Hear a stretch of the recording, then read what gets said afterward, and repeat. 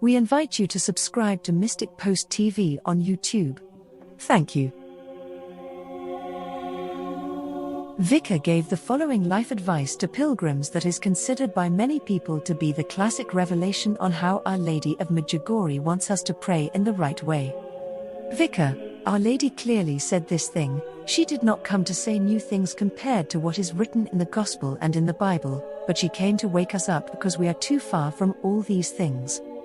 She does not expect one big thing, but many small things done with love and humility. We start with the small things. Even in prayer, it is useless to pray for hours if you then just pray with your mouth. In this way, a person feels more empty inside than before. The important thing is to start praying a little, but what one prays must be prayed with the heart and with love. Every day we are ready to ask for things, but little to give.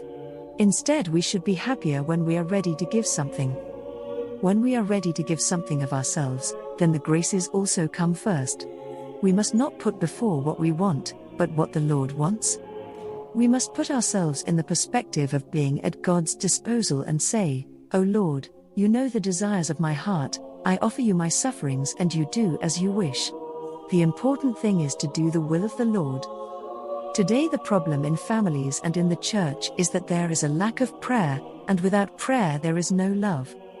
Today there is a lack of trust in God, and that is why we have distanced ourselves from God. Today in families and parishes we no longer speak to each other, and this is the field in which Satan dominates. Our Lady, on the other hand, tells us that without prayer we cannot go on. In your families it is as if there were a vase of flowers to water. If you put a little water in this vase every day, you will notice that the flowers grow and become beautiful. The same thing is true for our heart. If we put 2 or 3 prayers made with the heart, then we see that our love grows more and more. If, on the other hand, we do not water the flower, we realize that after a while the flower fades and dies. The same happens when we have to start praying. But we find 1,000 excuses not to do it. Today I'm tired, I will pray tomorrow. Then tomorrow comes, and we postpone it until the day after tomorrow. By doing so, every day we turn away from prayer and our hearts go completely elsewhere.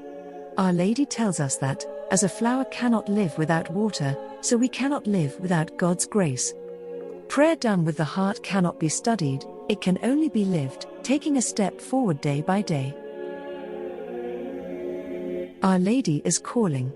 God bless and thank you for watching Mystic Post TV.